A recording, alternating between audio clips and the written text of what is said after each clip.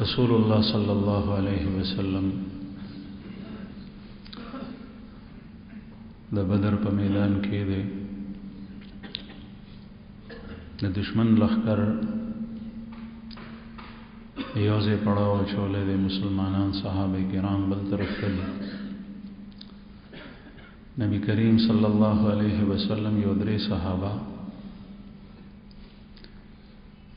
د دشمن د خبر په باره کې واستول چې دا غي خبر ماته راړي یو حضرت علی کرم الله وجهه یو حضرت سعد ابن ابي وقاص رضی الله عنه یو حضرت زبیر ابن عوام رضی الله عنه حضرت زبیر ابن عوام رضی الله عنه رسول الله صلی الله علیه وسلم د پلار د طرف نه خپل له د پلار یې خورې ده پیغمبر علیه السلام د ترور زوی ده حضرت علی کرم الله وجهه دایم د پلار د طرف نه ده د پلار وراره ده او د ابو طالب زوی ده او حضرت سعد ابن ابي وقاص رضی الله عنه د مور د طرف نه رشتہ دار ده په ماما خېلې کې ده د بنو زهره قبیله سره تعلق تاسو وګورئ چې په سخت ځای کې محمد رسول الله صلی الله علیه وسلم خپل نږدې خلق او د خاندان خلق هغه د دشمن خبر تاسو او رسول الله صلی الله علیه وسلم سنت همدغه دي چې کله سړی خپل اقربا بچکی او پردي سختۍ ته وړاندې کوي دا ښه صفت نه دی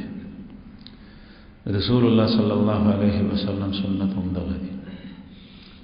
د سود د حرمت په باره کې چې حکم نازل شو رسول الله صلی الله علیه وسلم او فرمایل چې دومبه سود چې زما د خپو د لاندې دی حضرت د عباس سود دی او عباس د رسول الله صلی الله علیه وسلم تر دی ابتدا د خپل ځان نه کوي نبی کریم صلی الله علیه وسلم د درې وړه صحابه واسطه دیته د دشمن دوه کسان په لاس رالل او دا دواړه غلامانو مریانو وینه ولرای وستل چې څنګه نبی کریم صلی الله علیه وسلم څخه راوستل نو رسول الله صلی الله علیه وسلم شپه دغه وخت کې په موز ولاړ دا درې واړه د دې دوه کسانو نه تاسو کوي چې تاسو د چا کسان یې د دې مطلب دا چې دا د ابو سفیان کسان دي او ابو سفیان چې کومه تجارتي قافله د شام نه را روانه کړې ده نو دای ته د هغه پته ده چې مونږ لاړ شو چې دا قافلې ته مخه وو او دای سره به مال وي نو هغه مال به زمونږ تر لاسه شي ځکه چې دغه وخت کې چې دای جنگېدل نو دای سره خصونه ډېر حضرات صحابه داسې وو چې هغې سره کوته کې وي چوکې وي وسه بعضې داسې وو چې هغې په کاڼو جنګېدل غشي لیندې تورې برچې نیزې اسونه دانو تاسو ته مخکې پته ولګېده چې کوم شی په عربو کې پریوانه دی اوښان هغه هم د دې 313 افرادو سره 70 اوښان دي چې په هغې باندې یو کس یو اوښ باندې درې څلور کسان نمبر په نمبر به کېناستل دای سره سونه تشباڼي اسونه صرف دوه یو حضرت زبیر ابن عوام رضی الله عنه یو حضرت مقداد رضی الله عنه سره 313 کسانو سره دوه اسونه او هغه طرف نه دشمن سره هر یو شی د دې دا خیال چې موږ هغه تجارتي قافله زمون لاسو تراشي نو دې ته تاسو کولو تاسو د چا کسان یې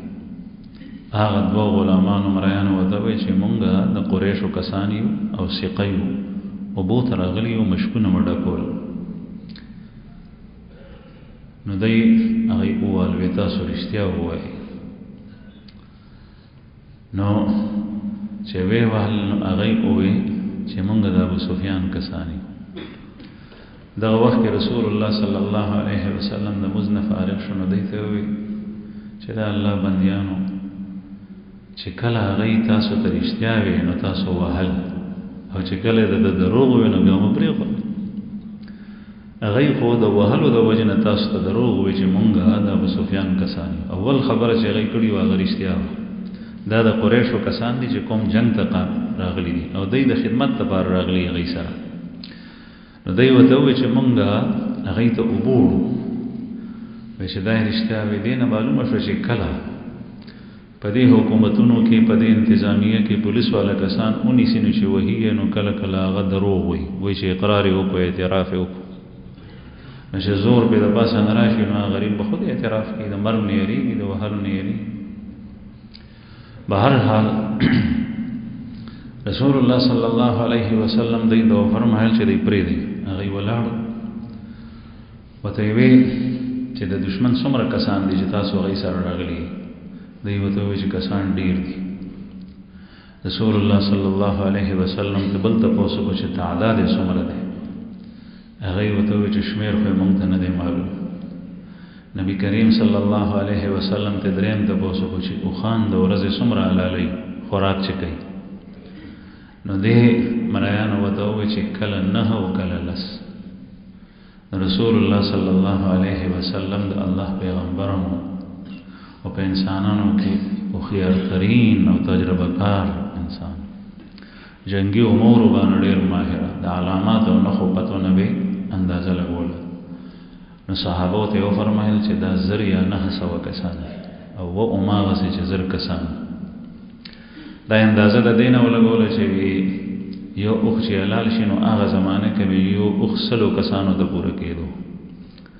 نو چې دی 10 اوښان یا 9 اوښان حلالوي نو د دوی شمېر د 900 د 1000 ترمنځ دی بیا یې څلورم تپوس وکړو چې ښه دا راته ووایه چې په دې کې د مکې سرداران څوک څوک دي هغه غلامان ورته ووایي چې ابو جهل هم دی امیه ابن خلف هم دی عتبه هم دی شیبه هم دی ولید هم دی ابو البختری هم دی حکیم ابن حزام هم دی نظر ابن حارث هم دی چې دا نومونه یې واغشتل رسول الله صلی الله علیه وسلم صحابو ته فرمایل چې مکې مکرمه تاسو ته د زړه سرونه درستولي چې څه سره کوي یعنی که دا کسان مو ووجل نو مکه تاسو فتح کړی ځکه چې دا ټول سرداران دي درغلي دی جنگ بیا نبی کریم صلی الله علیه وسلم شپه تېره کړه او د شپې په سفر کې کوم سفر چې تاسو ته مخکې تذکره شوي وه عریش نن سبا چې بدر ته لاړ شي بدر ښار دی او په هغې کې دغه سفر په ځای باندې جومات جوړ شوی هغې ته مسجد عریش وایي لوی جومات دی غټ 5 وخته لمونځونه پکې کېږي جامع مسجد دی هغه زمانه کې دغه ځای کې غونډۍ وه او په اوچته غونډۍ باندې دغه سفر رسول الله صلی الله علیه وسلم لپاره د حضرت سعد ابن معاذ رضی الله عنه په رای باندې جوړ شو چې یا رسول الله تاسو دې سفر کې کینی رسول الله صلی الله علیه وسلم دې سفر ته ننوتو حضرت علی کرم الله وجهه دا قول تاسو ته مخکې ذکر شو چې هغه فرمایل چې په دې شپه باندې یو کس په صحابو کې داسې نو چې هغه به آرام نه وی کړی ټولو آرام کړو سوا د رسول الله صلی الله علیه وسلم چې مبارک ټول شپه او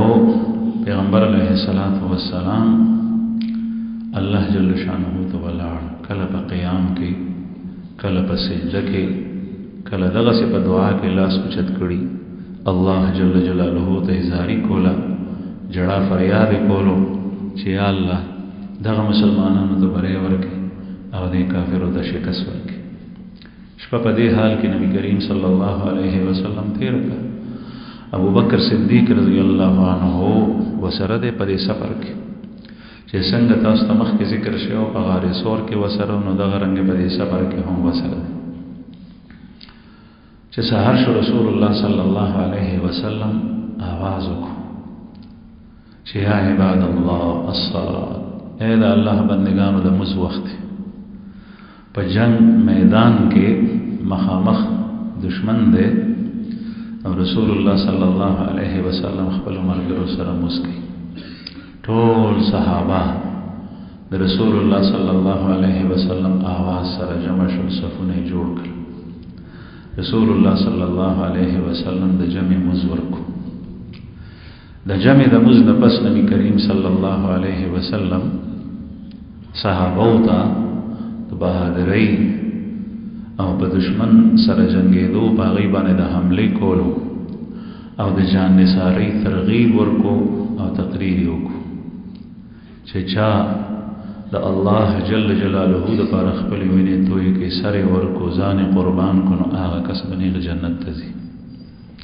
د بدریینو صحابو چې چا شهادت شوی په دې میدان کې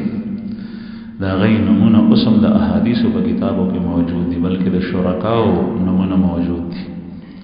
هلته چې بدر ته لاړ شئ نو چې کوم میدان د بدر دی هلته کې یو سلی جوړ دی په هغې باندې د حضرات صحابه کرامو شهداو نمونه دي دغې خوشخبرۍ کې چې رسول الله صلی الله علیه وسلم خپل پیغمبر ورکړي وو نو یو صحابي جنګېږي کجوري خوري چې پیغمبر علیه السلام څنګه د جنت زیری ورکو نو هغه فرمایي چې زما او د جنت ترمنځ خو د کجوري هایډي دي بس کجوري وغورځولې او جنګېدو او شهید شو د دې نه وروسته رسول الله صلی الله علیه وسلم صفونه جوړ کړل صحابه د جنگ لپاره تیاری کېږي صفونه جوړ شي او قرآن کریم کې د مسلمانانو د غازیانو د مجاهدین اسلام صفت الله جل جلاله بنیان مرصوص ویلی د تانبې دیوال مسلمانان داسې په صفونو کې لکه څنګه چې د تانبې دیوال په هغې گزار کې اثر پې نه کوي دغسې مسلمانان د دشمن په مقابله کې صف بندي کوي لکه څنګه چې په مز کې ولاړ دي دا مز هم د الله عبادت دی او دغسې نقشه د جهاد او د میدان جنگ هم وي نن سبا خو د جنگ ترتیب بدل دی لرې نه فایرنګ کېږي میزایل په میلیونو لار وهي د توپې ګزارونه او هغه زمانه کې د تورې د نیزې د برچې جنګو نو صفونه به مخامخ هغه طرف نه د دشمن کسان میدان ته رالل هغې خپله صف بندي کوي دلته محمد رسول الله صلی الله علیه وسلم سید الرسول خاتم النبیین افضل البشر اکمل البشر هغه د خپلو صحابه او ملګرو صفونه تیاری خلک چې صفونو کې ودرولو پیغمبر علیه السلام به د غشي په ذریعه صف نیغولو غشی لاس کې و مبارک چې کوم کس به مخ کې و نو د غشی به ورسره لکه څنګه چې نن سبا ګلکار او دغه سال کئی سال له دیوال خښتې چې کېدي نو خښته چې وتي راوتي نو په سال سره برابر کړي نو رسول الله صلی الله علیه وسلم چې به د صفونو ترتیب برابرولو نو په غشي باندې په برچه باندې په دې به برابرولو نو مبارک صفونه برابرې په خپله غشی بلاس کې دی او صحابه کرام چې وړاندې رسته دی هغې سمئ نو یو صحابي په صف کې ولاړ دی سواد ابن غزیه رضی الله عنه سواد ابن غزیه دی د صف نه لغونې مخکې وتی و نو پیغمبر علیه السلام د خوش طبعۍ په طور باندې هغه په خېټه په غشي باندې داسې روغونې ګزار ورکړو ورته ویې رستو شه سواد رستو شه صف کې برابر ودرېږه نیغ ودرېږه هغه ورته وایي لقد اوجعتني یا رسول الله اے دا الله پیغمبر زه خو درمن کم زه بدل غلم ما ته بدل راکړه نبی کریم صلی الله علیه وسلم چې کوم عدل قائم کړی دی په ځمکه باندې داسې بل چا نه پیغمبر علیه السلام په یو موقع باندې مان تقسیمولو مال غنیمت یو منافق ووی چې عدل کو انصاف کوا رسول الله صلی الله علیه وسلم ورته فرمایي چې ته هلاک شې چې زه انصاف نه کوم نو بیا به څوک انصاف کوي ځکه الله جل شانه قرآن پاک کې فرمایي لقد كان لكم في رسول الله اسوه حسنه تاسو لپاره د الله د پیغمبر په ذات کې بهترین نمونه ده. ته چې عدل ګورې نو دې ذات کې ګوره، ته چې انصاف لټې نو دغه ذات کې ګوره، ته چې حق وینا ګورې نو دغه ذات کې ګوره، ته چې د مز نمونه لټې چې مز د چا په شان وکم نو دې ذات ته ګوره هغه سي مز کو، ته چې جهاد کې د دشمن سره نو دې ذات ته ګوره هغه سي کوه. هر یو سیس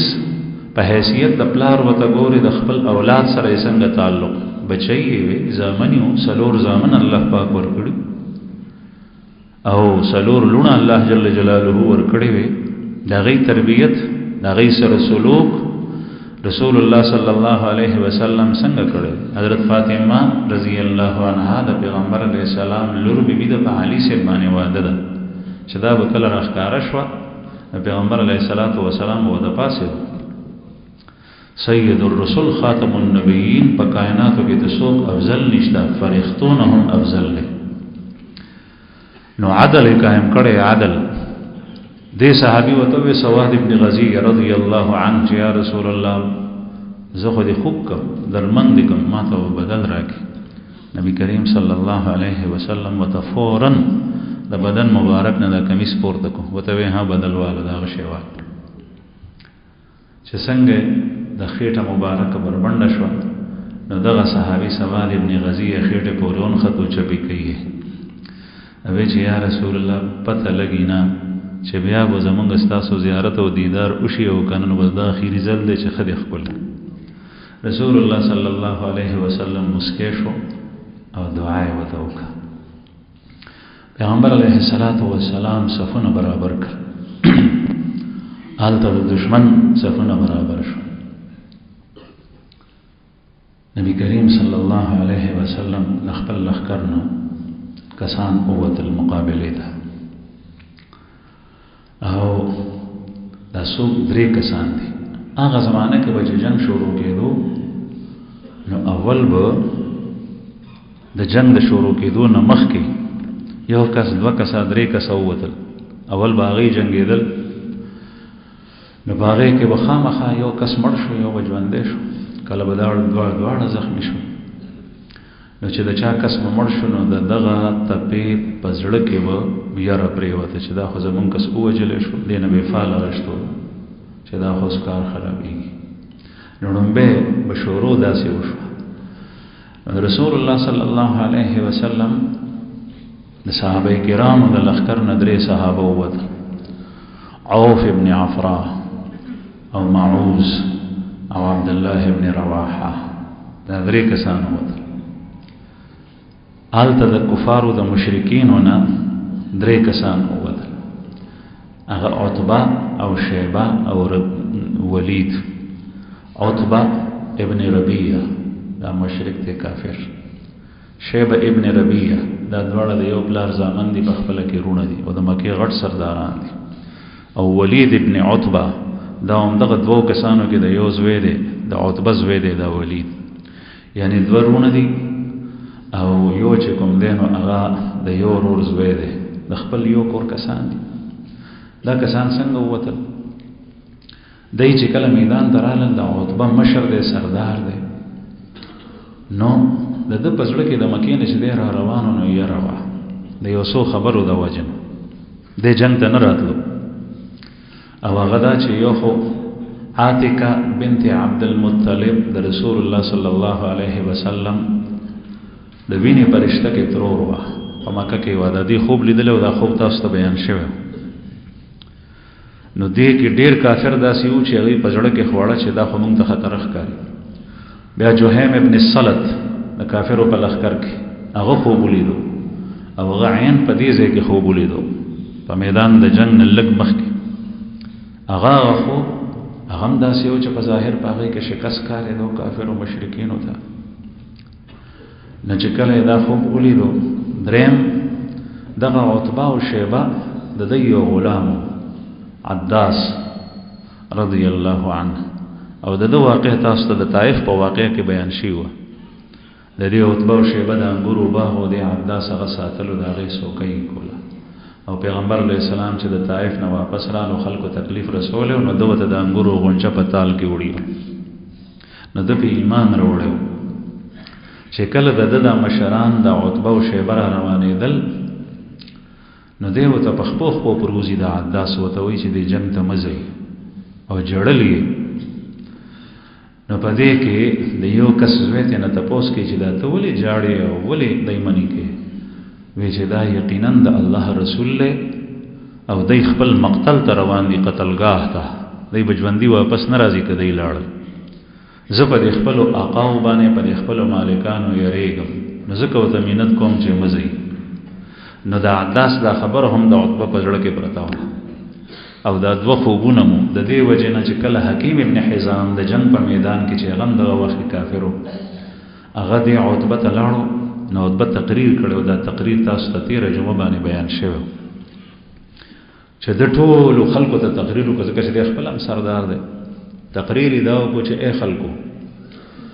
تاسو چې د چا سره مقابله ده نو دا مقابله ستاسو بې فایدې ده او فضول ده، ځکه چې دا ستاسو د قام او د قبیلې سړی دی او په دې کې ستاسو رونه، ستاسو وریرونه، ستاسو خریونه دغه کسان دي پکې، او که دا ووژلی شو نو د دی غم به ستاسو په سر وي. نو دی سره جنګېدل زما رایې دا ده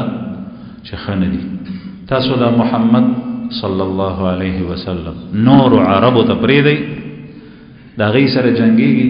که چېرې هغې ده ته شکست ورکړو قتل یې کړو نو موږ دې خلاص شو، او که چېرې دا هغې ته شکست ورکړو نو دا زمونږ د خاندان سړی دی، د عزت زمونږ دی. عتبه دا تقریر وکړو، دا تقریر ابو جهل واورېد. ابو جهل په دې باندې سخت په قهر شو، غصه شو، او د دې عتبه یو زوی ابو حذیفه رضی الله عنه هغه د مخکې نه مسلمان. نو دا ابو جهل ورته پیغور ورکوي چې دا تقریر وکړو خلکو ته وی، نو دا د خپل زوی دپاره چې د زوی مسلمانانو سره دی نو د خپل زوی قتلول نه غواړي، وایي د هغې نه یریږي. نو ځکه او ده ورته پیغور ورکړو عتبه ته چې ښه ته سردار او ته داسې تقریر کوي. او کوم کس چې د مشرکینو مخکې وجلی شوی و دغه 12 کسانو په سریه کې تاسو ته مخکې ذکر شوي وه، عمرو ابن حضرمي دی ابو جهل دا غرور راوغوستو. عامر ابن حضرمي هغه ته ووی چې ګوره ستا ورور څومره ښه سړی او هغه دی قتل کړی و داسې و داسې. نو هغه ورور یې ورته بمبار کړو، هغه په ژړا شو او خپل ورور یې یادولو، وا عمره وا عمره، هی عمر هی عمر. په دې کې ټول لښکر چې کوم دی نو هغه یې وپارول دی ابو جهل او جنګ ته یې تیار کړي. نو دغه وخت کې دا عتبه ده ته هم دا پیغور مخې ته ودرېدو، نو د ټولو نه مخکې میدان ته دی وتی دی او خپل ورور شیبه ته یې ووی او زوی ولید ته یې ووی چې راځئ. نو دا 3 واړه کسان مقابلې ته ووتل. هغه طرف نه دغه کسان چې ما یې نومونه واغشتل، عوف، معاذ، عبدالله ابن رواحه رضی الله عنهم، د دوی مقابلې ته راغلل. دې عتبه دوی ته جواب دغه یې تپوس یې وکړو چې تاسو څوک یې؟ وایي چې قوم من الانصار، موږ د انصارو کسان یو. تاسو ته پته ده چې مدینه منوره کې دغه وخت کې مهاجرین او انصارو، چا چې د مکې نه هجرت کړو مکې ته تللي نو دا مهاجرین دي، او کوم کسان چې د مدینه منورې مسلمانانو ځای استوګن نو دا انصار دي چې رسول الله صلی الله علیه وسلم ته مهاجرینو ته ځای ورکړو. نو دا 3 وړه انصارو دومره نرتوب په رسول الله صلی الله علیه وسلم باندې کړی دی چې هلته هم حفاظت کولو، په دې موقع په جنګ کې ړومبی دی وتی. او دا عوف او معوذ دا د دیو مور زامن دي، د عفرا رضی الله عنها. عفرا صحابیه ده او د دې د پلار نوم دی حارث. دا 3 رونه دا د دې مور نه دي، خو دې ښځې عفرا رضی الله عنها زنانه اول د یو سړي په نکاح کې و د حارث، او بیا چې کوم دی نو د هغه نه پس د بل سړي نکاح ته لاړه. نو دا 3 زامنې د اول خاوند نه دي او 4 زامنې د بل خاوند نه دي. نو دا هغه خوش قسمته صحابیه ده چې په دې جنگ بدر کې د دې 9 زامن ټول شریک وو. زامن دا سعادت بل چاته نه دی حاصل شوی، دی و فخر کولو. زنانه داسې وي چې خپل بچي به د دې جنگ لپاره پالل او چې رخصتول به نو د نرانې هغې وصیت به ورته کولو. نو دا د عفرا رضی الله عنها بچی دي. دی مقابلې ته ووتل او عبدالله ابن رواحه دی ورسره. هغه چې واوریدل چې دا انصار دي وته وی چې مونږ تاسو سره مقابله نه کوو به وته وی مونږ ته زمونږ د قوم خلق رو باسي د قریش یعنی مهاجرین چې دلته نه دي. رسول الله صلی الله علیه وسلم مبارک دا هر څه قتل د عریش نه دې صحابو ته आवाज وته وی چې تاسو واپس او به خپل کسانو ته وی چې تاسو اوسئ. نو حضرت عبیده رضی الله عنه ابن حارث، حضرت حمزه رضی الله عنه او حضرت علی رضی الله عنه دا درې واړه دا دیته आवाज کو چې تاسو اوسئ او دا درې واړه د رسول الله صلی الله علیه وسلم د خاندان کسان. حضرت عبیده رضی الله عنه د ترز به حضرت علی رضی الله عنه د ترز به حضرت حمزه رضی الله عنه تر ده دا د یو خاندان. رومبه جنگ د دی وست چې تاسو اوسئ د نقابونه په مخ باندې اچولې دي پته نه لګي چې څوک دي چې میدان ته اوتل توري وسره دي. التنا عتبه بیا आवाज چې تاسو څوک یې پیژندل نه. نو یو ته وایي چې عتبه وته عبیده وته आवाज ورکو وې زه عبیده او حضرت حمزه سے وته आवाज ورکو وې زه حمزه او علی سے وته आवाज ورکو چې زه علی. نو دغه وخت کې عتبه وې چې قوم کرام اکفاء لنا تاسو معزز خلق یې او زمونږه برابر یې زمونږ د مقابلې اوس په پته لګي. دغه وخت کې دا درې واړه مقابل تر وتل. نو حضرت عبیده رضی الله عنه د عتبه مقابله ته وته، حضرت حمزه رضی الله عنه د شیبه مقابله ته وته او حضرت علی رضی الله عنه د ولید مقابله ته وته. حضرت علی رضی الله عنه خو چې څنګه په خپل مقابل باندې گزارو کو نو ساري ته بیل پروت. حضرت حمزه رضی الله عنه په شیبه باندې گزارو کو نو ساري بیل دواړه قتل شو کافر. او حضرت عبیده رضی الله عنه او د هغه طرف نه عتبه د دواړو په یو بل گزارونه کول دواړه زخمیان. په اخر کې عتبه داسې گزارو کو چې حضرت عبیده رضی الله عنه په پندای باندې ولګید نو پندای پرې کړې شو د میدان کې پرې وته ځکه چې سړی خود خپل په زور ولاړی چې څنګه میدان کې پرې وته. دلته حضرت حمزه او علی دواړه فارغ شیو چې څنګه یو قتل چې لکه زور ورکیږي نو بس دی لاړل دواړه غنې سر پرې کو. نو د کافر درې واړه قتل شو او عبیده رضی الله عنه زخمی حالت کې دی اوچت کو زر او راړو ویما نبی کریم صلی الله علیه وسلم څخه وځي. عبیده رضی الله عنه رسول الله صلی الله علیه وسلم څخه راوستو. بیا دویم درخواست داو کو چې زما سر د محمد رسول الله صلی الله علیه وسلم په قدم مبارک باندې کېږي په خپو. نصر د نبی کریم صلی الله علیه وسلم په قدمینو باندې پروت دی او رسول الله صلی الله علیه وسلم ته ګوري زخمی حالت کې درنګ سات ته ساوزي. او عبیده رضی الله عنه وایي چې یا رسول الله زه شهیدی اشهید انا زه شهیدی موقع شهادت ہے مطلوب و مقصود و مومن نمال غنیمت نہ کشور کشائی. دغه وخت کې د مومن مقصود به شهادت. زه شهیدم یا رسول الله. رسول الله صلی الله علیه وسلم وته فرمایل قسم یې وکړو چې ته شهید یې. او بیا د یو څو اشعار صحابه داسې خلکو چې درنګ سات تصور کوي زخمی حالت کې د اشعار وایي. یو د ابو طالب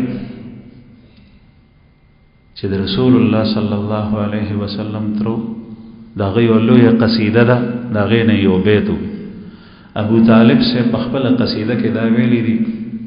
وی مونږ به د خپل وراره تاسو ته الله والکو چې دنه غیر چا پیر زمونږه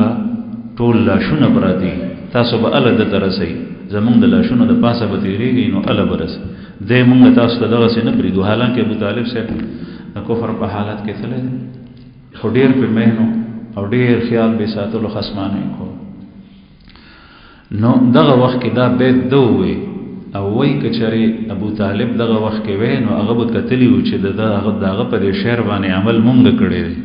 چې پیغمبر علیه الصلاۃ والسلام محفوظ دی الحمدلله مونږ ته ګیر شافر پروز. دا بیت وو بیا وې که زما بدن باندې کپڑے نشتا او زما خپې پرې کړې شوې دي او جنت کې به الله جل جلاله ما ته د دې په بس کې خبردن راکړي او ما ته الحمدلله د اسلام لباس را کړی دی د اسلام کپڑے په ما باندې شته قران کریم کې الله پاک فرمایي ولباس التقوى خیر د تقوا لباس ډیر بهترین لباس دی دلته سړی په مختلفو لباسونو کې ځان پټ کې ملبوس وي سړی مخکوري لباس چي مختلفو طریقو سره ګڼي زنانم مختلف قسم کپڑے اچي لیکن کچره دې نارینا او زنانه سره د اسلام لباس ني د تقوا لباس ني او دا په معصیات او گناهونو کې بوخ وي نو دا برهنه ده بربند ده رسول الله صلی الله علیه وسلم یو ځل د شپې پاسې د پېشمنی مبارک تهجد ده او وی فرمایل چې څه قسم ته خزانه نازل شي ما فتح من الخزائن وماذا انزل من الفتن او څه قسم فتنې نازل شي زمکه ته یعنی دی امت لپاره خزانه مشته فتنې دي بیا وی او فرمایل چې سوچته ده من یوقظ صواحب الحجر سوچته ده چې د دې کوټګي والا پاسې خپل بیبيانې یاد کړي چې د فتنو وخت چې دی پاسي او ځان د بار د فتنو د بچکیدون اسباب او سامانو کی او به جمله فرمایله رب کاسیه فی الدنيا عاریه فی الاخره ډیر نفسونه بداسي چې په دنیا کې بزان پټای او په آخرت کې به بربندي بعض حضرات محدثین وایي چې دینه مراد زنانه دي او رسول الله صلی الله علیه وسلم هغه زنانه ذکر کوي چې دی به کپڑے چولی نری لکه نن سبا چې خزي عموما داسې کوي نری لباس به چولی دا به وایي چې زه پټم حالان کې د دې بدن بداغه لباس نخکاری لستونی داسې چولی د ټول لیچو مټي ښکاری نو رسول الله صلی الله علیه وسلم فرمایي رب کاسیه فی الدنيا عاریه فی الاخره ډېر پټه خزي په دنیا کې غیب په آخرت کې بربندې وي دا الله په نږدې باندې دا لباس بربند لباس دی دویم حضرات اهل علم فرمایي په دې کې هغه زنانه هم داخلي دي چې هغه چست لباس اچي ټیټ د بدن سره خطه چې دا غي د بدن هغه اتار چړاو چې څومره او بار دی غخکاری نو دته نه مراد دي به دا ګمان کوي چې ګنې دا بربند دا پټه ده او دا الله په نږدې به دا بربند یې ځکه چې د دې خپو سره پرتوګن خته پندای سره او د دې د بدن چې څومره آزادي هغه د کپړو کې لباس کې ښکاری دا الله په نږدې دا بربند بعضی حضرات وی د دین هغه کسان مرادی ناری نه ک زنانا چې د چا نه کمل نشتا تقوا وسره نشتا نو دې بزان په کپړو کې پټ ساتي او د چا مخه ته بربند راتل نو وړي دې یادا لیکن دا الله په نږدې دا دواړه بربند دي دا سړی او دا خزه کې عمل وسره نشتا ولباس التقوى خیر نو حضرت عبیده رضی الله عنه اشعار کې وی چې خیر دې کداغه وخت کې زمو بدن باندې کپڑے نه جنگ کې خو خامخا کپڑے شلي الله جل جلاله ما ته د اسلام لباس را کړی الحمدلله باغی باندې شکر عبید رضی الله عنه شهید شو رسول الله صلی الله علیه وسلم دغه وخت کې ابو جهل اعلان وکړ او خپل قوم ته وی چې کله درې واړه کسان مړ شو نو دې سره خو خامخا د غیز ورنه وغورځیدل نو ابو جهل بیا تقریر وکړ او تقریر دا وکړ چې ګورې د دې کسان زمونږه د قوم دی جلتی وکړه جلبازۍ نه کار واغښت نو ځکه لاړل او تاسو وګورئ چې دا کسان مسلمانان یاد کړل مونږ یو رانیسو او دای پر سيو کې تړو او دغه سي تړلې ځان سره ووز څه قتل شو سو تړو تاسو وګورئ چې د جنگ په حالت او ورځي به نو نبی کریم صلی الله علیه وسلم دلته مسلمانانو ته فرمایي چې اوس په باندې ورشي جنگ شروع شو دی وخت کې ابو جهل دعا غواړي ابو جهل مشرک دی د مشرکینو سردار دی د الله دشمن دی په کفر باندې د دنیا نه تللی دی دعا څه غواړي دعا دا غواړي چې یا الله هغه یم الله منلوخه خدا الله سره شرکا ګرځول شریکان وی چې دا لوی خدای دی او دا نور واړه خدایان دي. وی چې یا الله په دې دوو جماعتونو کې چې کوم یو جماعت په باطل باندې وي هغه هلاک، په باطل باندې، او چې دې کې کوم یو جماعت دا جماعت د صله رحمی پریخي ده، د رشتہ دارانو خیال نه ساتي،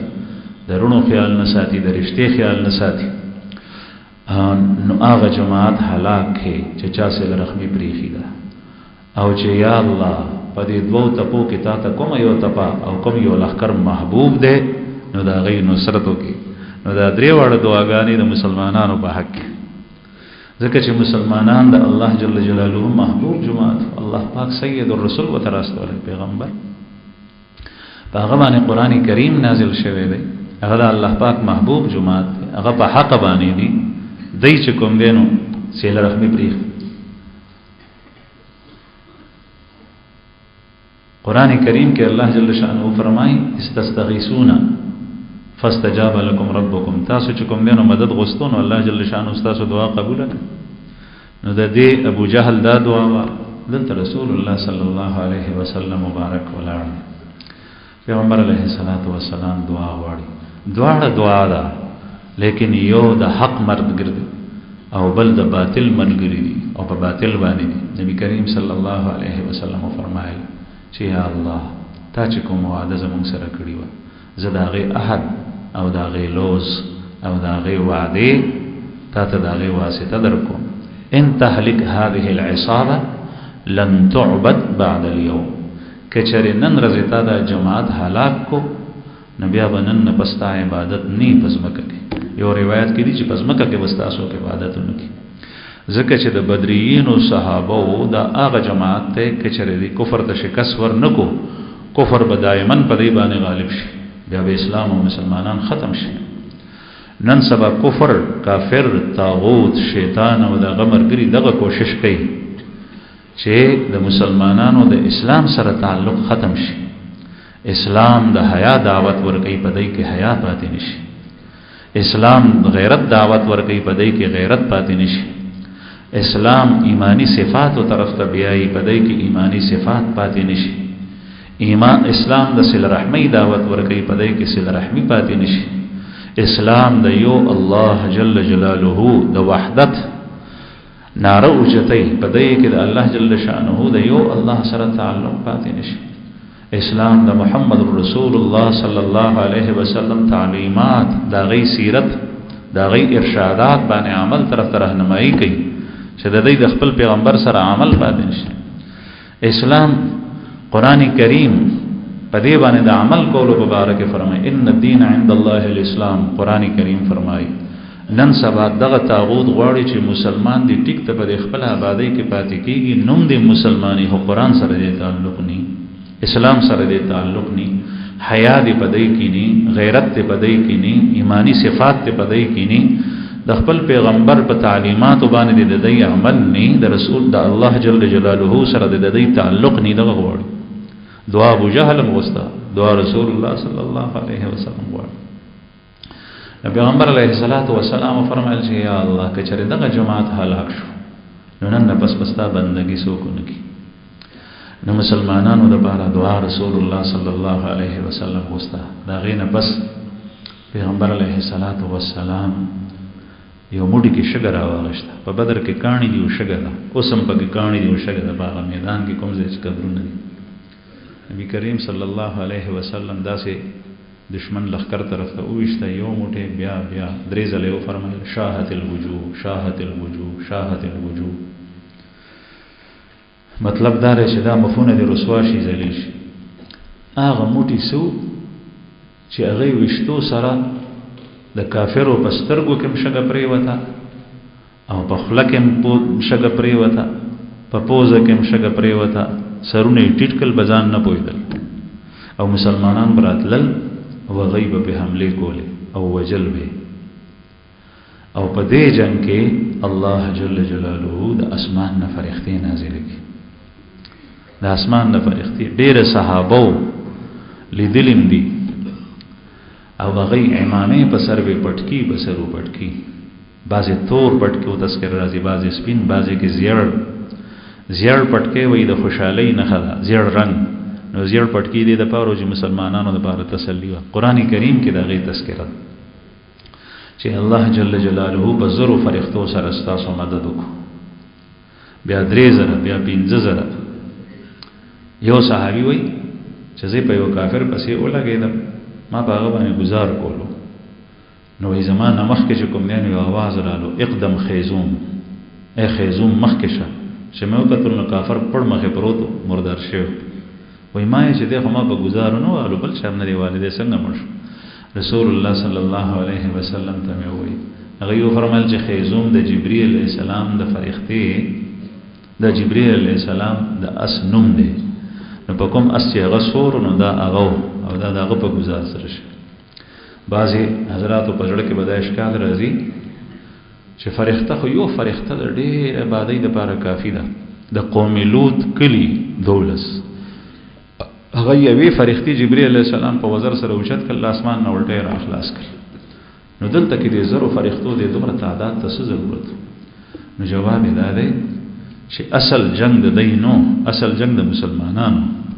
او دای صرف د اطمینان لپاره راغلو تسلی لپاره او دا دنیا چون کې دارل اسباب ده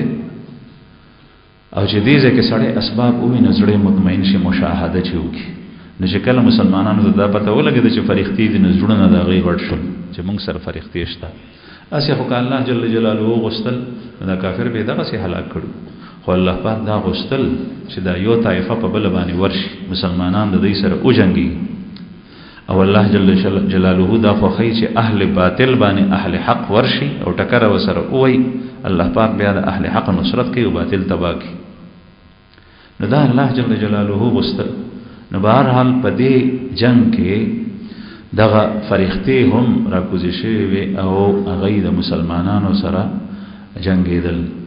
او مسلمانانو دغه وخت کې مړانه سره هغه جنگ کولو حضرت سعد ابن معاذ رضی الله عنه رسول الله صلی الله علیه وسلم چې کوم مورچه و عریش هغه سره بهر تور بلاس ولاړ دي تاسو ته مخکې ویل شیو چې حضرت سعد ابن معاذ دې د بار ولاړو چې نبی کریم صلی الله علیه وسلم ته دشمن نږدې نشي ځکه چې امیر جماعت ته کله نقصان ورسی په جنگ کې بیا د ټول ژوند توشي د محمد رسول الله صلی الله علیه وسلم چونکه انصارو د حفاظت وعده کړی و لوزه کړو او دا د انصارو مشر دی حضرت سعد ابن معاذ رضی الله عنه په دروازه ولاړ دی تورې په لاس کې چې جنگ جو شروع دی انته کې سمرداریږي او ډیر قیدیان شو ځکه تاسو ته پته ده چې اویا کسان په دې کې کافر مړ شيو او اویا کسان په کې قیدیان شيو مسلمانان لګیا دي کافر ولاړ دي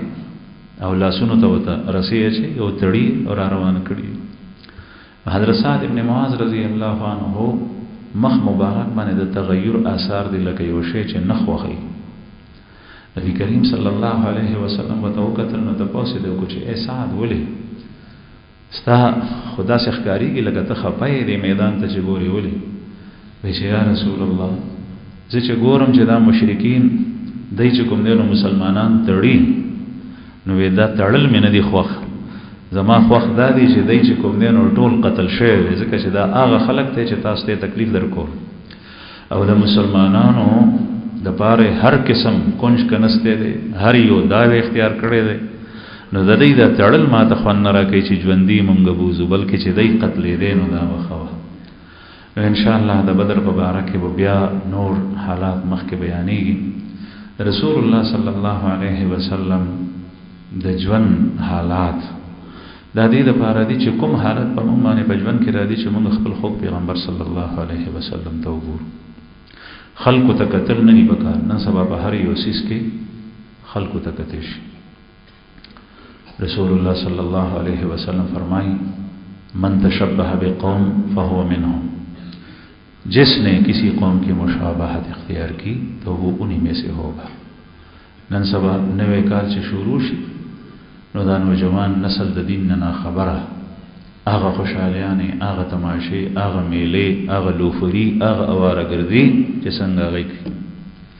حالانکه زمون په نږدې باندې خدا کال نوې کال نه دی، زمونږ نوې کال خو د محرم نه شروع کی، محرم صفر ربیع الاول ربیع الثانی، زمونږ نوې کال هغه دی. جنوري فروری دا خو د انګریزانو او د پیرنګیانو او د یورپ د خلکو دا بیل شی دی چې نن سبا چونکې معاملات په دې باندې کېږي، نو د مسلمان دا کمزوري ده، بدقسمتي ده چې غلبه او زور د مسلمانانو نشته په دنیا کې، او د هغه خلکو زور دی، نو کلندر د هغې چلیږي. کنی تاسو ته څو ځله د دې منبر نه ویل شوي دي چې د مسلمانانو خپل تاریخ او تقویم او کلندر هغه هجري دی او هغه د محرم نه چلیږي. نو زمونږ نوې کال خو د محرم نه شروع کی، او بیا هم زمونږ محرم کې کته وای چې باغې کې خوشحالي کو، نو خوشحالو ته ضرورت نشته. رسول الله صلی الله علیه وسلم چې به کله نوې میاشت راوخته، نو بیا به فرمایل اللهم اهله علينا باليمن والايمان والسلامه والسلام حلال رشد وخير. یا الله دا میاشت په موږ باندې په برکت او د ایمان سره او سلامتیا سره او د اسلام سره تیر کړي. دعا به وسته او د تیرې میاشتې د باره د الله جل شانونه په هغې کې د انسان نه څه خطا او غلطي شوي، بخشش د ګناهونو پکار دی. نو ته دا ویلی شي چې کله هجري نوې تقویم شروع شي چې یا الله په تیر کال کې چې ما نه کومه غلطي شوي توبه وباسم، ما ته معافي وکړي، او دا را روان کال د سلامتیا د عافیت او د طاعاتو سره او نیکو اعمالو سره تیر کړي. باس دغه تا دپاره د رسول الله صلی الله علیه وسلم نمونه شته نوره په دې کې شرابونه، کبابونه، مستیانې او کوم څیزونه چې هغه هلته نه دغه کېږي هغه تم کو. دا نه د عیسایانو اختر وي نو تم اختر مناو. چا چې د یو قوم سره مشابهت وکړو فهو منهم. رسول الله صلی الله علیه وسلم فرمایي هغه د هغې نه، یعنې چې کله په ورځ د قیامت پاسي چې پیرنګیانو سره مشابهت کړی، پیرنګیانو په جماعت کې وباسي، د یهودو سره مشابهت کړی، د یهودیانو سره وباسي، او که د خوب پیغمبر صلی الله علیه وسلم په سنت او سیرت باندې عمل کړی، بیا به نبی کریم صلی الله علیه وسلم په ډله کې پاسي. د مسلمانانو خو دوه اخترونه دي، یو وړوکی اختر دی، یو لوی اختر دی، عید الفطر او عید الاضحی. حضرت عمر رضی الله عنه امیر المؤمنین دی، یو یهودي په مخ ورغی. یهودي ورته وایي چې امیر المؤمنین ستاسو په کتاب کې یو آیت دی، که چېرې دا آیت په موږ نازل شوی یهودو باندې، نو موږ به دا د اختر ورځ ګرځولې وه. نو حضرت عمر رضی الله عنه ورته فرمایي چې کوم آیت دی؟ وی چې دا آیت اليوم اکملت لکم دینکم واکممت علیکم نعمتی ورضیت لکم الاسلام دینا، چې نن ورځې ما ستاسو دین تاسو ته کامل کو، پوره کو، او نعمت مې خپل در باندې تام کو، او د اسلام غونې دین باندې تاسو دپاره راضي او خوښ یم زه. چې دا آیت په موږ نازل شوی، موږ به د اختر ورځ ګرځولې وه. حضرت عمر رضی الله عنه ته فرمایي چې ما ته هغه ورځ هم معلومه ده او هغه وخت هم معلوم دی، د جمعې ورځ وه، د عرفې میدانو، او رسول الله صلی الله علیه وسلم باندې په میدان د عرفات کې زوال نه پس دغه آیت نازل شو چې وقوف کول د حج په موقع. په دې کې زمونږ حضرات اهل علم وایي چې دا جواب و چې یا خو د عرفات ورځ موږ ته د اختر ورځ ده، ټول حاجیان جمع دي مسلمانان، او د جمعې ورځ هم د خوشحالۍ ورځ وي، جومات ټول ډک دی. دغه موږ دپاره اختر دی، ستاسو د اختر په شان اختر نه. دویمه ده چې حضرت عمر رضی الله عنه دا جواب ورکړو چې ما ته دا تاریخ، دا ورځ، دا وخت، دا ټول معلوم دي، لیکن موږ اخترونه د ځان نه جوړو، بلکې اخترونه زمونږ هغه دي چې الله پاک زمونږ دپاره مقرر کړي وي، هغه ورځ د اختر یا رسول الله صلی الله علیه وسلم. او زمونږ اخترونه صرف دوه دي، د هغې نه علاوه زمونږ اختر ني، ځکه چې د دین اسلام هر اصولي ضابطه او هر کلی حکم او جزئی دا ټول د بر نه نازلېږي په ذریعه د وحي، دا انسانانو نه دي جوړ کړي.